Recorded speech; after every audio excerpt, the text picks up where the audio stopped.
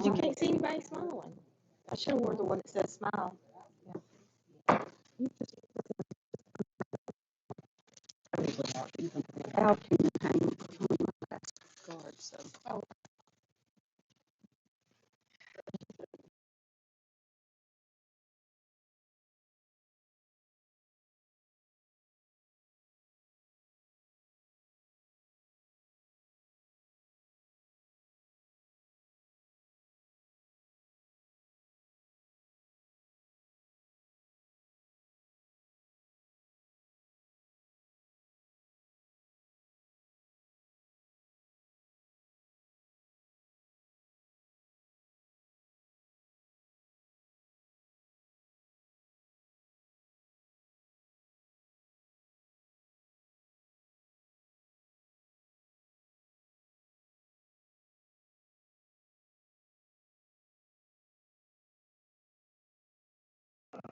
The city, God, and what it means to everybody here, those that are, could not be here tonight. God, I ask you, Lord, to be with the meeting tonight and let the things that are discussed be for the benefit of the city.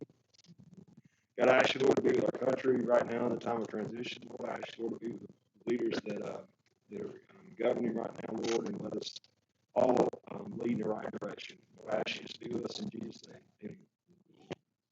You would pledge allegiance, attention. I pledge allegiance to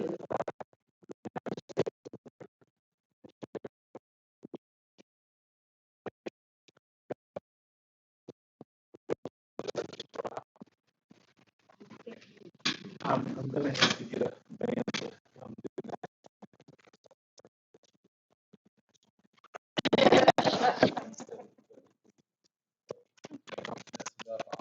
I have a band coming.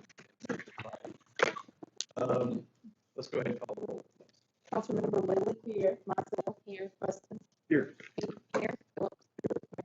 Here. I'm going to give you guys a minute to take a look at the agenda.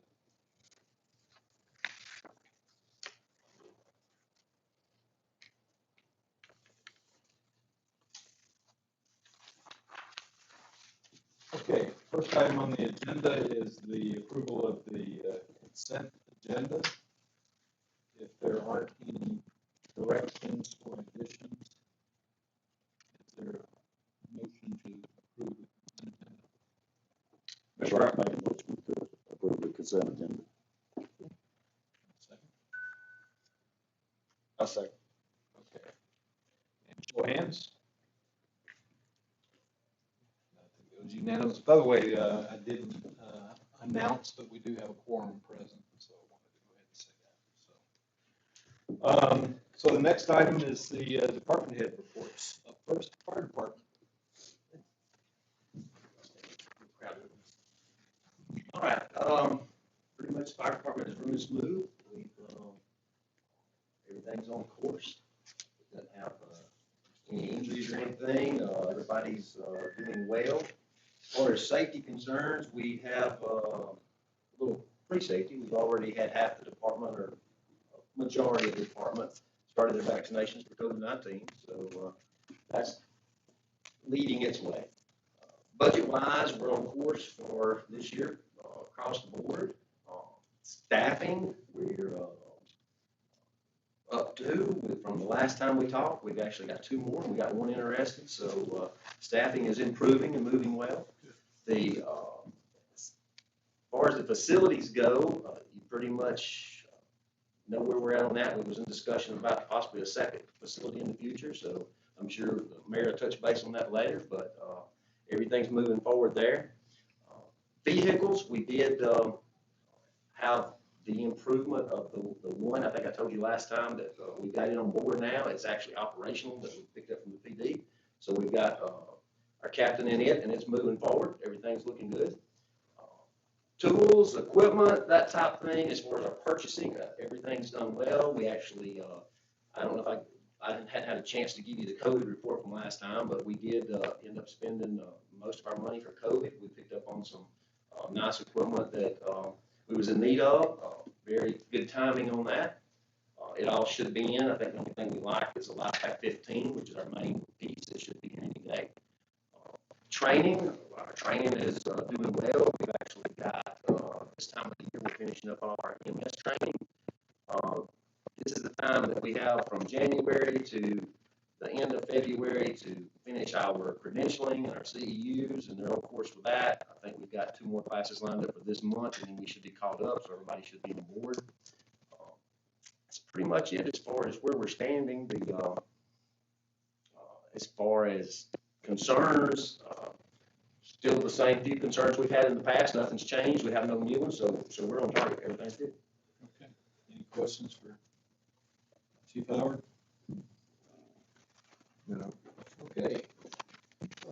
Library. First thing, the city cards, we have them all put up now. I didn't correct my PowerPoint. And, the library is steady. We could have more programs, but I feel like it's, everybody's too leery right now to proceed with any more. We are gonna have everywhere Valentine's craft, and we kind of use that to judge by, you know, what's gonna be, how they're gonna come in or not. And then my highlights, my activities, I put in a letter of intent for $10,000 for LSTA collection development grant for Spanish materials and young adult graphic novels. And that'd be a 25% match for the city needed if we got the grant or however much you might get. Okay. When would you hear from that grant? It's, I think it's around April or something. I mean, I can find out for sure. Sure. Next time. But I've already started spending this year's grant. So my budget will be fluctuating. I mean, we're on track. It's just gonna be going up and down. Okay. Also, keep us posted. And let's make sure that we publicize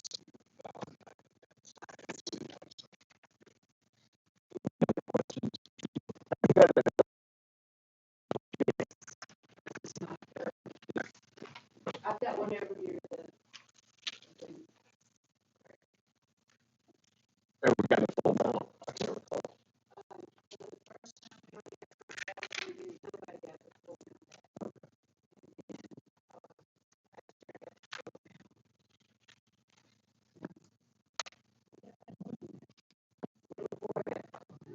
this year only got 9,000. So you set the bar pretty high. Yeah. Our expectation. Get it all. Yeah. Okay, any other questions? Okay, environmental services, before we start, I just want to say Bill Lucas has been ill. At one point in time, he was concerned that he might have COVID-19, but his test came back negative. He's got a serious sinus infection. He's been a week or so recovering from that. We'll get the next best thing. All right.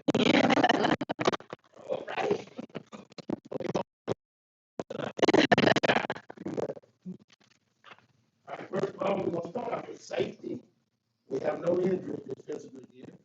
The budget is currently on track. Staffing, we're full of staff. Facilities, all of the office buildings is in good shape. We have in the budget for a new equipment storage building to get our heavy equipment out the weather. Sewer lines, we have submitted to a permit application to LDOT on the road board for 25. That's the correct belly that's under the road that caused us the problem down at the US Bank manhole. Equipment, there is some equipment we have scheduled for repair at the treatment plant. Training, we have a guy that's going up for his CDL license test. And highlights, we have employments, got that, excuse me. The new proposal subdivision on Highway 70 has an estimated income for sewer taps of $271,200. That's including the 226 homes. Okay, issues and concerns. they only have one pump at the Cornerstone Lift Station. It normally runs with two, but one of them down in the shop for motor repairs. And that's about all I have. Any questions? Chris, on the new office building for, so is that gonna be a permanent, is that gonna be, you said store equipment, is that big equipment like tractors? Yes. Okay, so that would be something like a pole barn type of deal? Yes. Okay. Any other questions, Chris? Thanks, Chris. Good job. Sorry. And Good. senior center.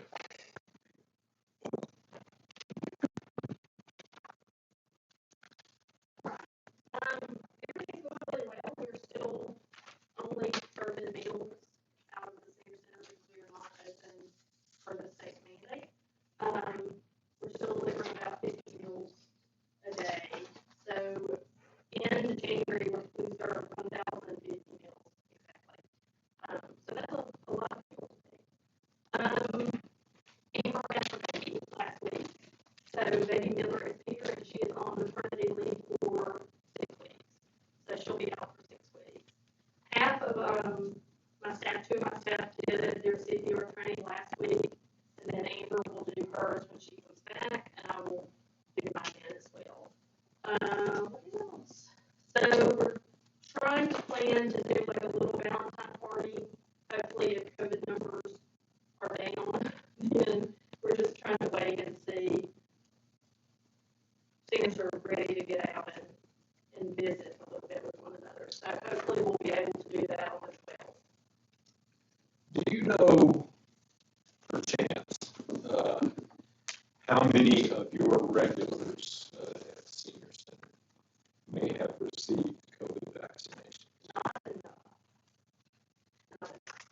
Because where my head was going with that is, after those who do get the vaccination have received their second shot, in a period of 10 to 14 days, whichever they say is the right time now after that, they theoretically would be immune. And I was wondering if perhaps you might be able to consider opening up the senior center for those folks who could prove inoculation. Yeah, I think that we would have to ask the state what we could do. Right. But I think that's a great idea. I know all of my seniors plan to get the vaccination. They're just having a really hard time making that happen. Are you getting notices when it's available for seniors? Will you let me know too?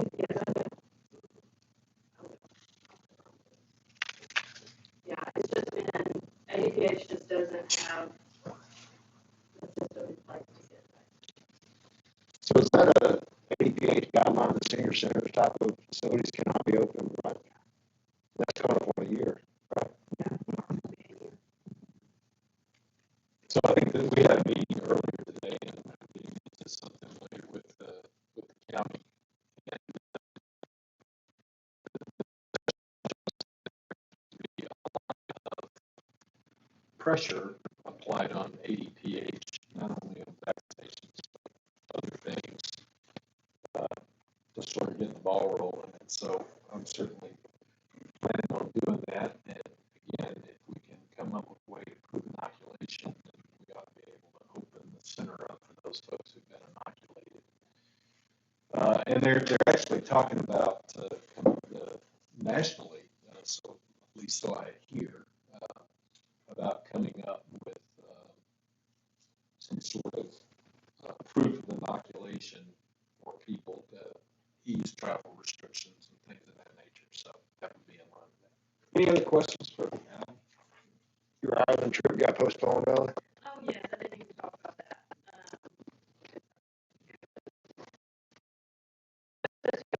In July, we were supposed to leave. Right now, Ireland isn't letting Americans in. And so that could change before July. But honestly, I don't want people to pay more money and then something happens at the last minute and we have to wait for refunds again. So we just postponed until next summer.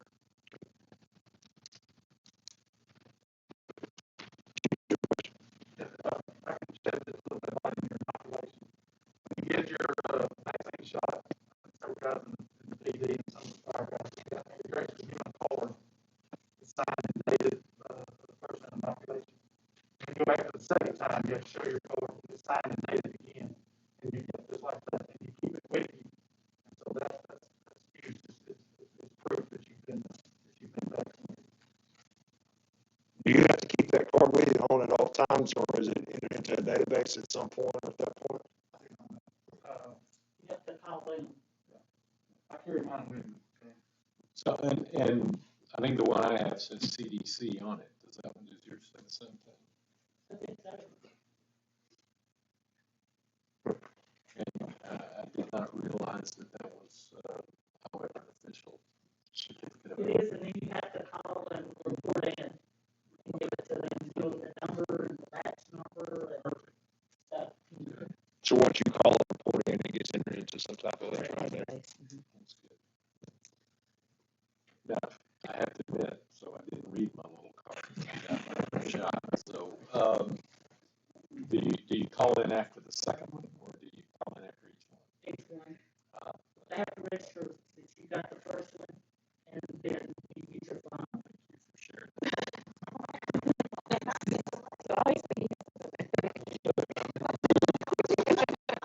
That was an incredibly good question.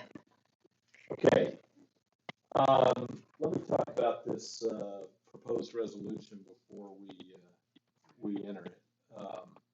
Well, I'm going to let Charlene do it because we received a proposal from this company, and I'll let her explain it. She can do that. The service agreement is part of the resolution. We'll look at it. This is Greenwald Hospitality.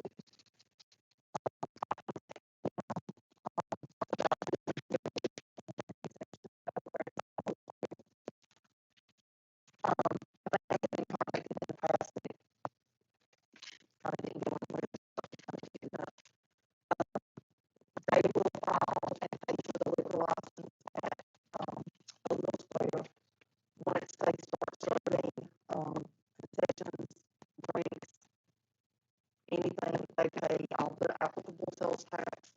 They'll do all the licensing that they need, the insurance that's needed. And then once they get to a certain level of sales, then the city will get a commission on the sales that they make. So the more they make, the more commission is.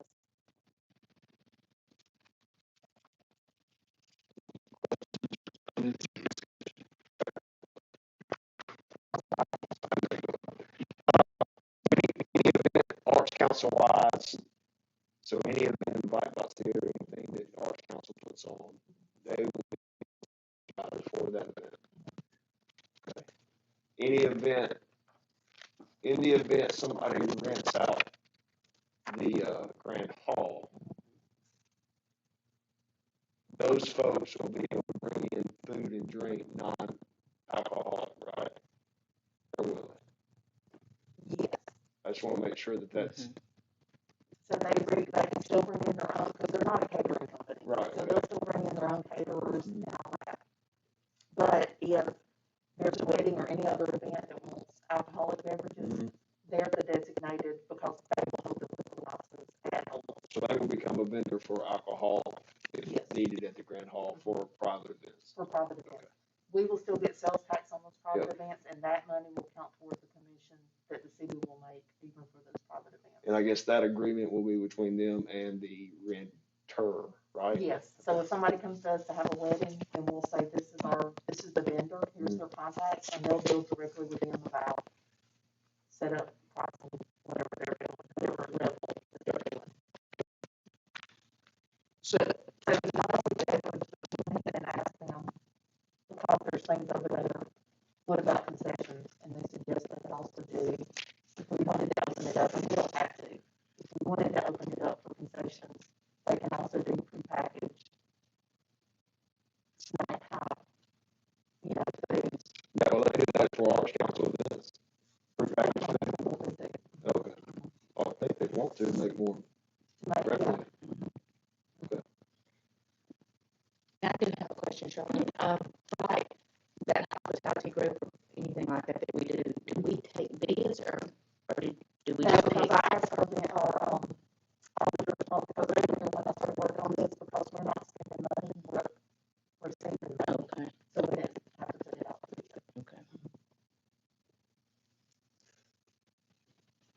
Do we, they only cook with wood? It's just prepackaged stuff.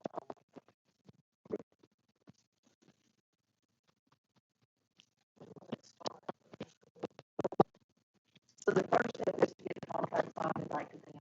Then they have to have that to start the liquor license process. And then, once they get the liquor license, it comes before council to be voted on to allow them to have the liquor license over there. Then that goes back to the ABC board, so it can be like a 4 to 6 week process.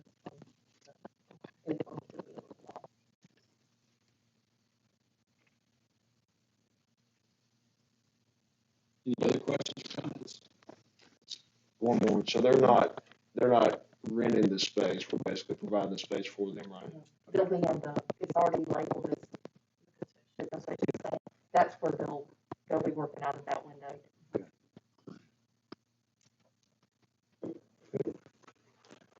Any others?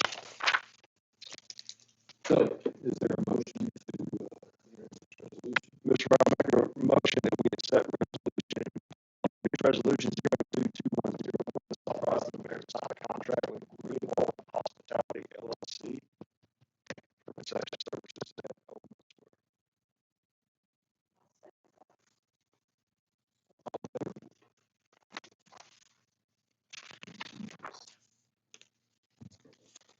Okay. All right, so let me discuss this. The next item on the agenda would be the transfer of the Jeanette Hill House to Columbiana Church.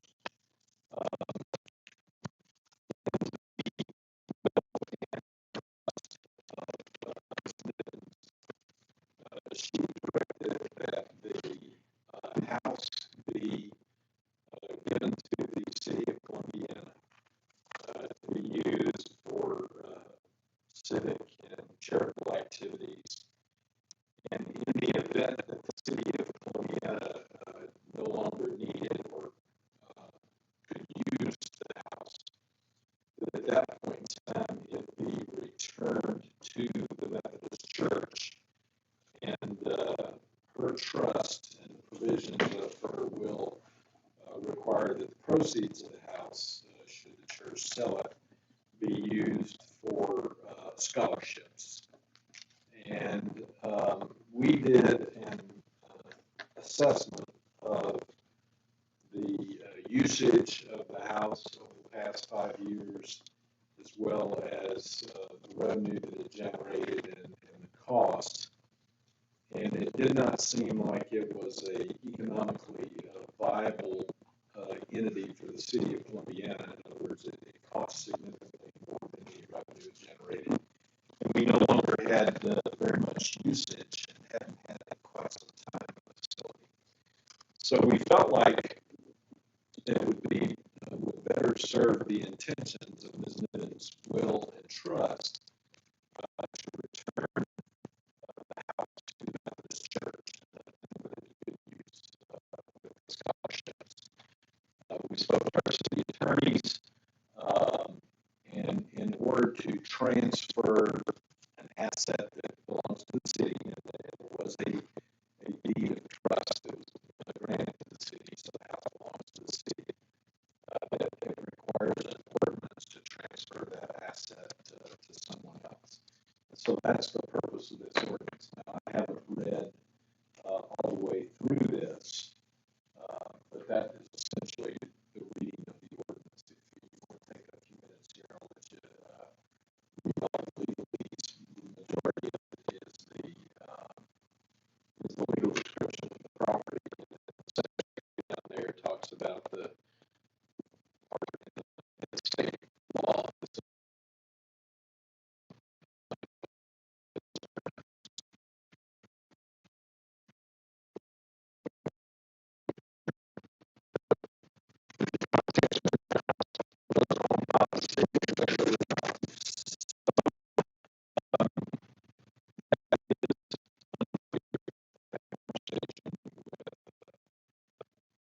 The city attorney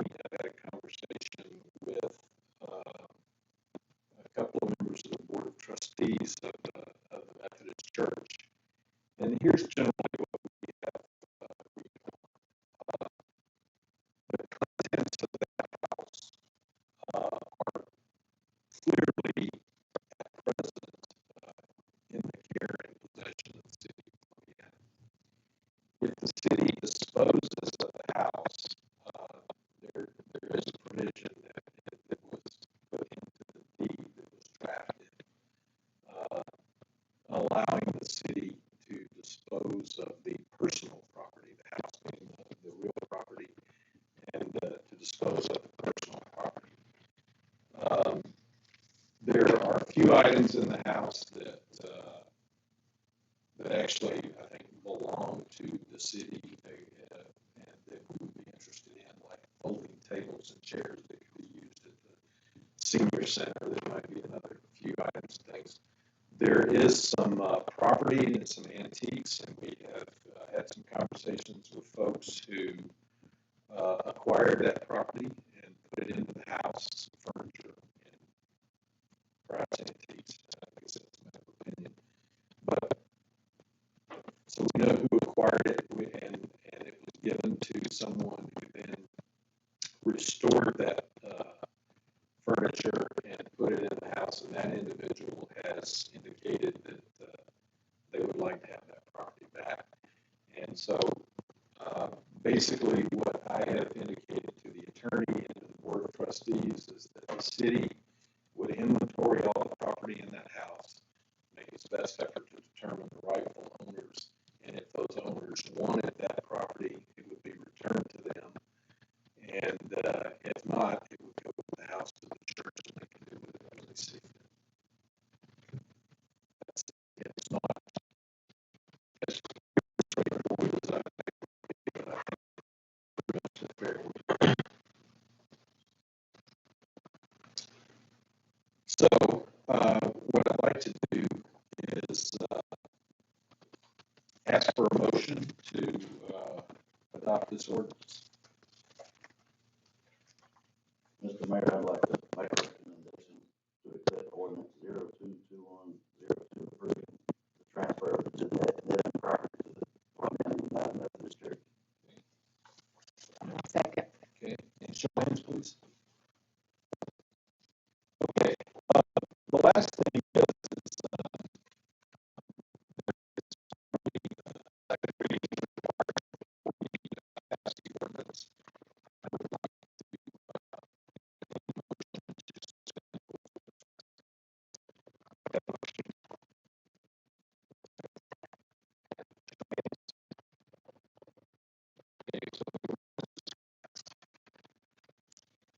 There is one item on here that is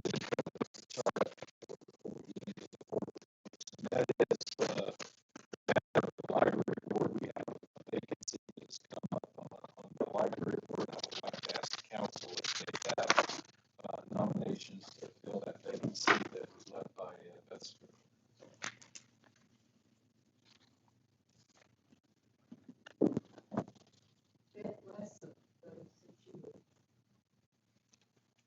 Okay. Any nominations from the council? I don't have any. I'm not bad. Pardon? I'm happy with that. So would you like to nominate Beth? If she's interested, yes. Okay. Is there a second? No. I'll second. Okay. So Beth Glasgow has been nominated to replace Beth Strickland, and seconded. Show of hands for Beth Glasgow from the library board. Okay. So Beth Glasgow has been appointed to the library board. Okay. Board reports. The finance committee met last week, Wednesday. Yeah. So I would like to ask the finance committee to report. Actually, want me to do it, or you want to do it? I figured you'd say that. All right, so we met last Wednesday, myself, Ashley, Charlene, and the mayor. We have talked, really the focus of that meeting was to find, I guess, a revenue stream or some allocation for the facility that we're planning on having in the near future for the public works. And a satellite fire station. So we talked about, in the last few meetings, we talked about the property out on Industrial Parkway where the city owns a piece of land there that's about 1.5, 1.3, 1.5 acres. We talked about that property, knowing that Dunn may be interested in that as well, but obviously if we were to build on that property, we'd have to do some infrastructure build out, and plus the lot would have to be basically dug up and with some excavation work. So we talked about that property. We talked about the property out on McDowell Road. That's a piece of property that Grady owns now. And if that was a property that we're interested in, we'd obviously have to do some work there. We'd have to basically do less infrastructure work, but in terms of getting the building up to code, buying the building, and relying on some in-kind services from possibly Dunn and maybe the county, that'd be another option. As we talked about that, we want to talk about the revenue stream. Obviously, can we afford it, and where the money's going to come from? In those discussions, we've talked about a couple of times in the last few council meetings that we do have some monies that are left over that will be ready available to us with refi of Old Mill Square, with some opportunity to pull some funds out of some other funds we have within the city out of the general fund. We feel like we have, I guess you would say, 75% of the funding that we've identified for that property. I know Alan just went through and did some research on how much that property would possibly cost us. But as we talked through those things, we felt good about where we are financially in terms of having an multi-use building that we've talked about. And then we came across another idea that actually Phillips proposed as the meeting went on that I sort of trademarked as a game changer. We have access and maybe an opportunity to work with the county to, I guess, share a lot that they have per se. It's on the outside of town, across the tracks, more towards Highway 70. A couple things that make that appealing. It has visibility from Highway 70. We wouldn't have to buy the lot. If we construct something, it would be nice and pretty, built to our specs, and really what we want to perceive that building would be. So that we met with the county today, talked over that. So that's something we're going to try to pursue. We feel like that we've got a pretty good lead on that. And the reason that's beneficial because we would not have to, if we're going to spend $1, at least that dollar can go into a new building. It will be easy accessible from Highway 70, and just feasibility and value and less money spent. We hope that opportunity comes through because that seems like the best viable option to get us everything we need, and get us something that everybody can be proud of. So we talked to them to that. So I guess the next steps through that process, I know Al and the mayor and whoever else will get, and the fire chief will get together on some plans and specs to see how big a property we want to build, how much it really costs, and go down that avenue. So coming out of the meeting from the finance committee, I feel like we have 75% of the funding already in hand, and without having to borrow any more money at all, I feel pretty good about where we are to maybe see that deal come to fruition. Personally, and I'm with Ashton, I think everybody agreed in the meeting that if we're going to build something nice and where people can see it, and people coming off Highway 70, we're going to see that constantly. And the other positive thing out of that, we've got 2 subdivisions basically across the street from it that would be easy accessible to that. And then the county manager mentioned today that he likes the idea of having some type of security with a fire apparatus there, because they've got some plans they're doing on that property maybe in the near future too. So good conversation last week, good conversation today. So I feel pretty good about where we're headed with it. Actually, anybody else got any comments on that? No, I came away from today's meeting really encouraged. I think the county is willing to do a lot for us. It makes me feel a lot better about the alternatives, and then it gives us flexibility on the property that we done, and they're interested in the property that the city owns on Industrial Parkway, and it would be an opportunity for us to either get cash or in kind services for that property to go towards the new building, while at the same time having a business expand their business in Columbiana, pretty good job, of course, in that respect. So very encouraging meeting today. One thing I did not mention, talked about the problem at Dow Road, so we've already went down the avenue of trying to find an appraiser to adequately appraise that property to see what it's worth. That'll come back pretty soon. Let me correct that. We asked the appraiser to look at our property on Yes. Industrial Park. Industrial Parkway, I'm sorry. Yeah. Okay. Anything else?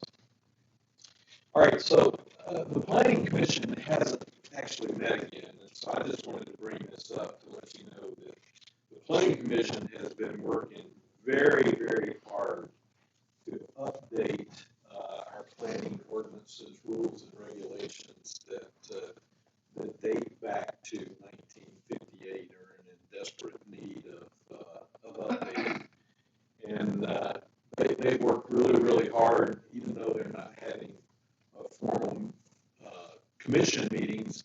They're getting together on a regular basis, working on these updates and putting a lot of time and effort into it.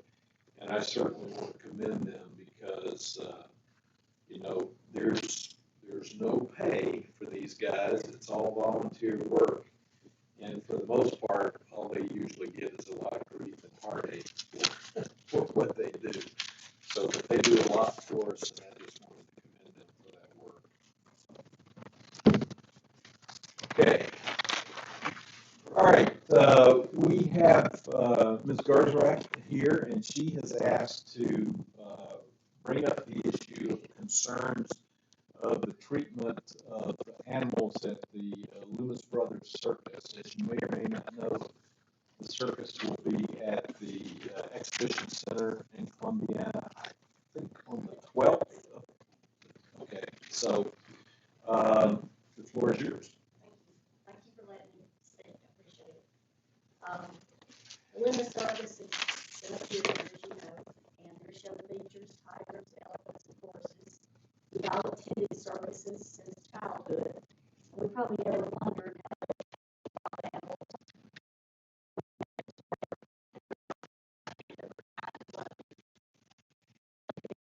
true. Complaints against the circus with treatment, cruelty, conditions, and care of these creatures. Circuses featuring animals have been permanently out several states and cities, including Adams County Fair Association of Florida, California, Hawaii, New Jersey, and many other cities and counties because of animal cruelty. Before I get into Loomis, I think it's important to understand a little bit about animals that you may not know. First off, tigers are an Asian mammal. They're the largest of big cats in Asia. They rely on sight and sound rather than scent to find and stalk prey. They're solitary creatures. There's two subspecies.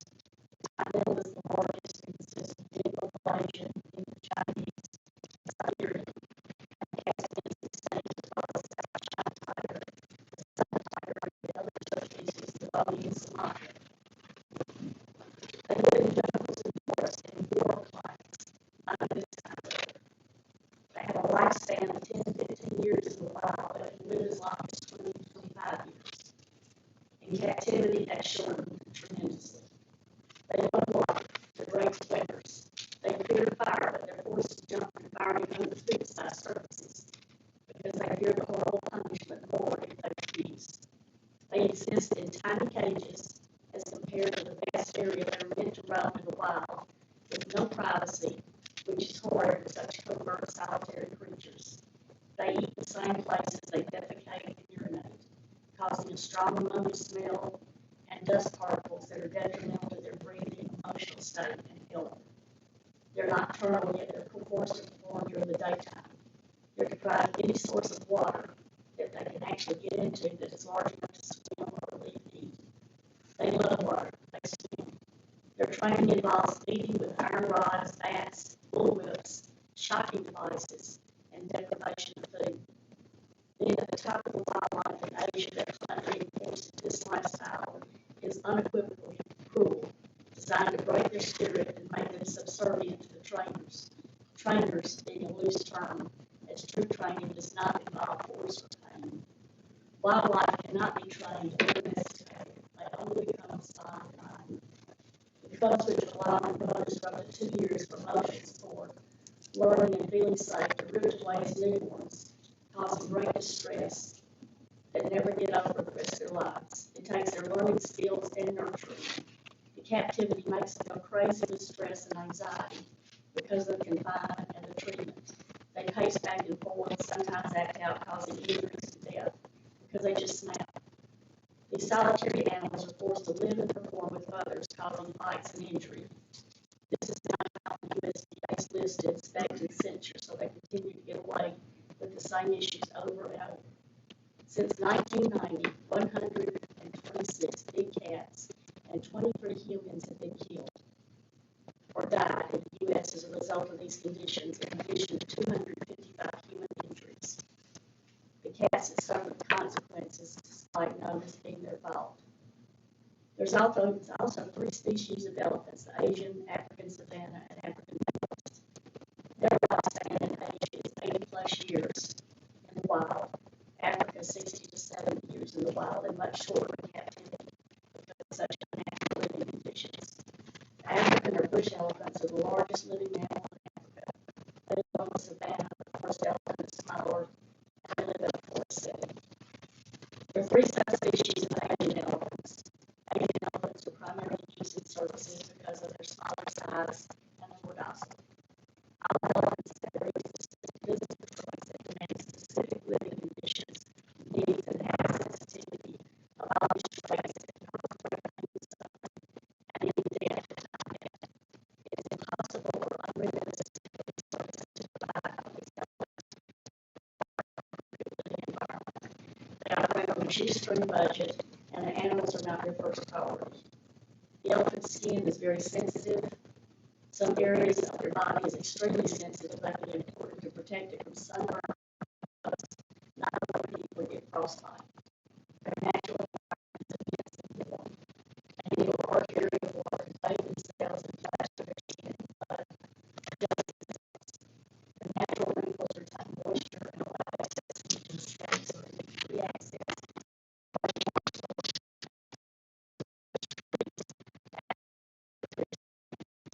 Their elephants have cool an unusual part. It weighs more than 300 pounds, and it's up to 7 feet long with 400,000 muscles, enabling them to lift objects weighing over 400 pounds and still have the dexterity to pick up a coin. It serves as a straw weighing water with their mouths, spraying water on themselves and acts as a source to swimming. They also love to swim. They can swim up to 12 miles at a time.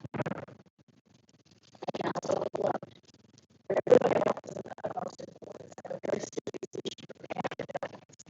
Inactivity, poor care practices, too much standing or walking on hard surfaces.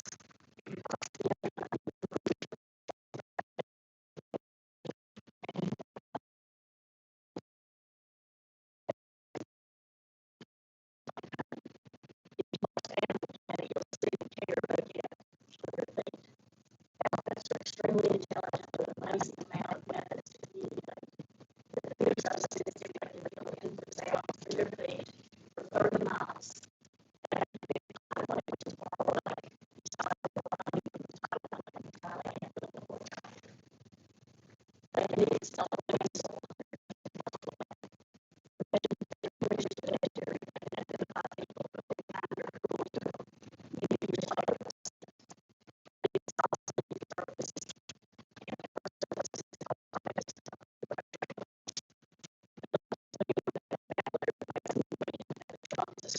allows them to swim really far distances. Females in the wild usually produce 5 calves in their lifetime. Only 5. And 5-year intervals because the calves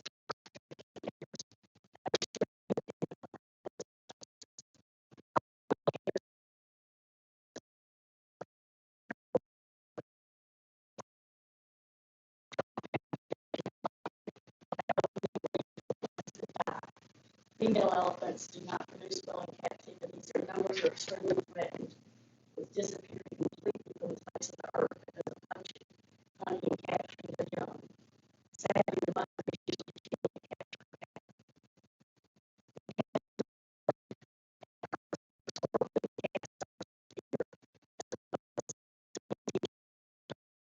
Submitted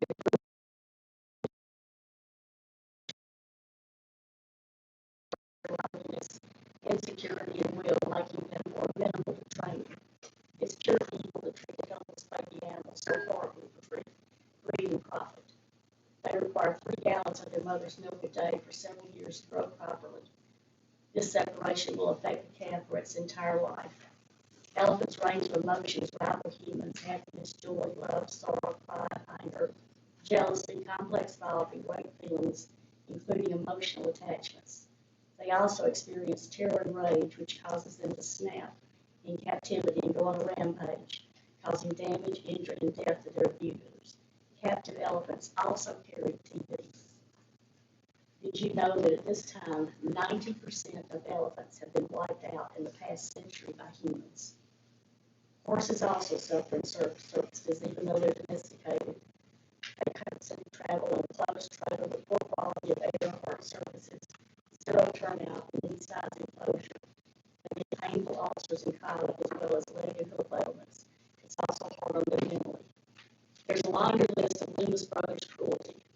They had an elephant forced to perform in deep, sticky mud that caused her to struggle and fall.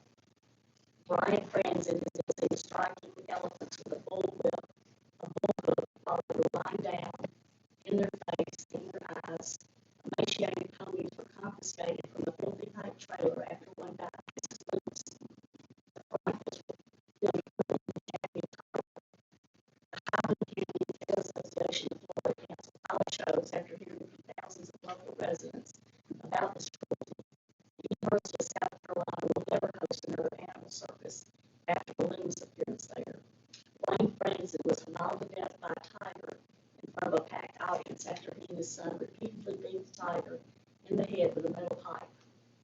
Brian Franzen is a convicted felon. They have repeatedly failed to meet minimal federal standards for the care of animals, including vet, nutritional, sanitary conditions, or maintained transport trailers. They were cited for failing to provide 7 tigers with adequate shelter while being held in small pens during the pouring rain and 50-degree weather. They had an exercise pen that had not been set up even though they'd been there 3 days. The USDA cited Franzen Brothers for rusty tiger enclosures with detached vertical rods corroded at the bottom, poorly trained employees, and weak elephants. They also were cited for insufficient water, and Costi was continuously beating with a baton and a bullwhip and a bullhook for stealing food from another elephant and putting a hole in the trailer because they don't feed them right. She was chained for this. Would you like to adopt her? I would.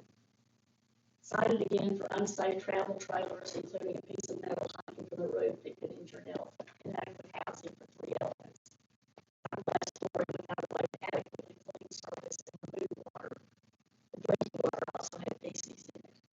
They euthanized the tiger when known that the vets have access to a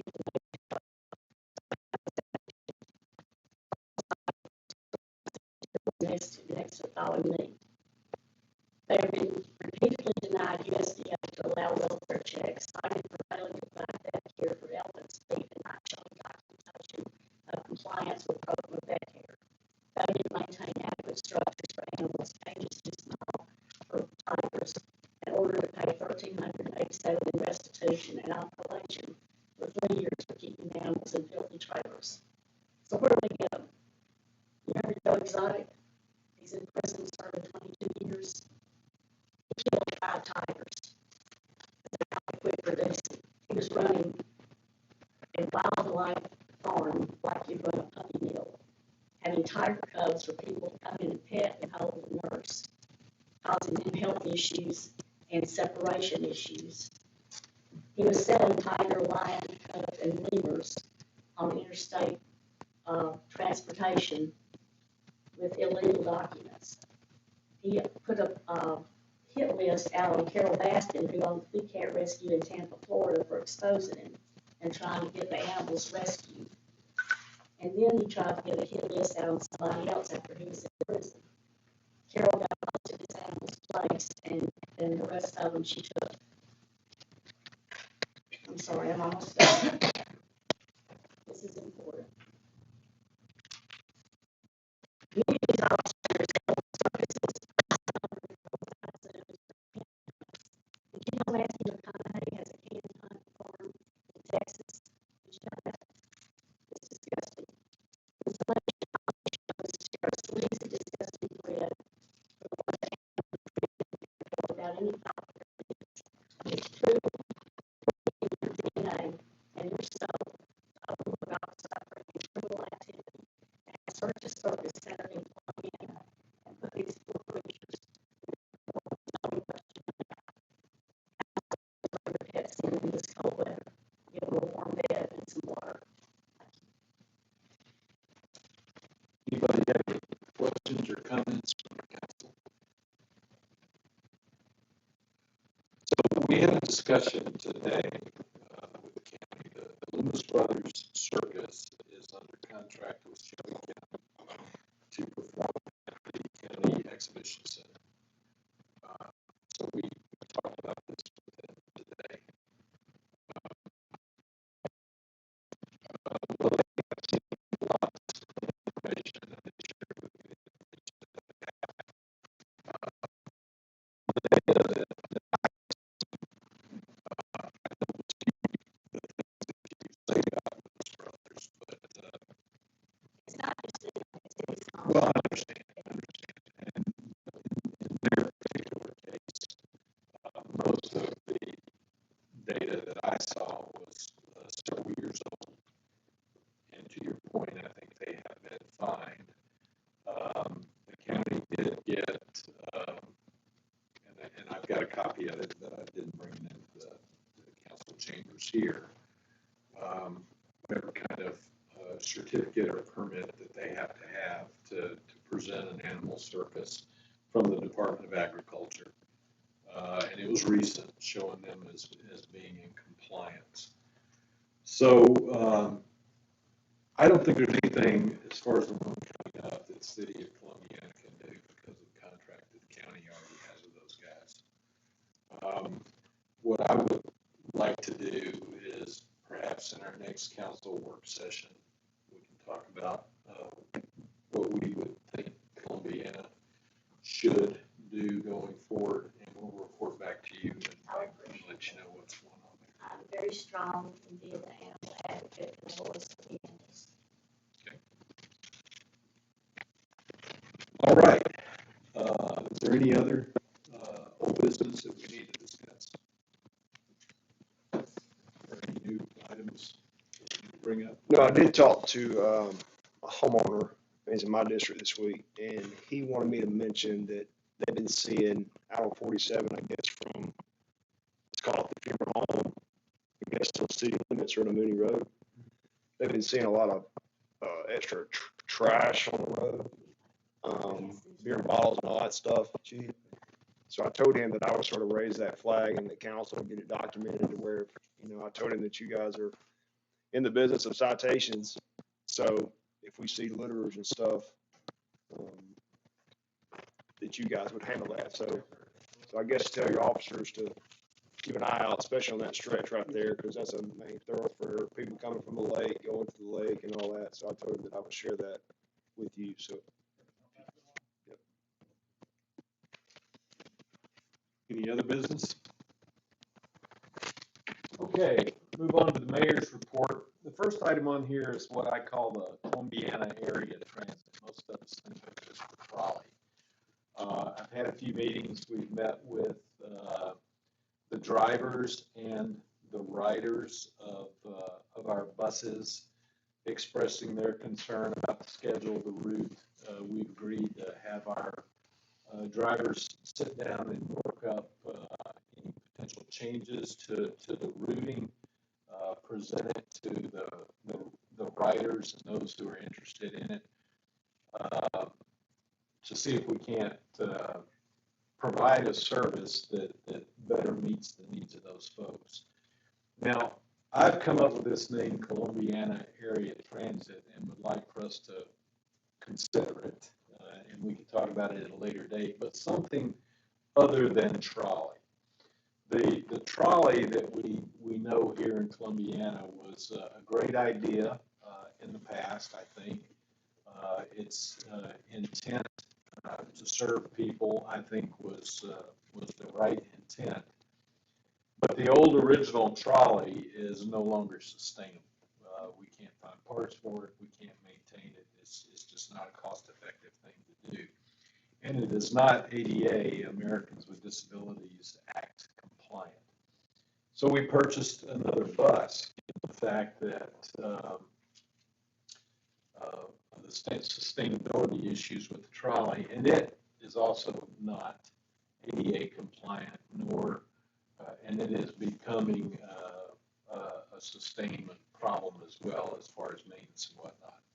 So we've been using a smaller vehicle that actually belongs to the senior center, and I think we are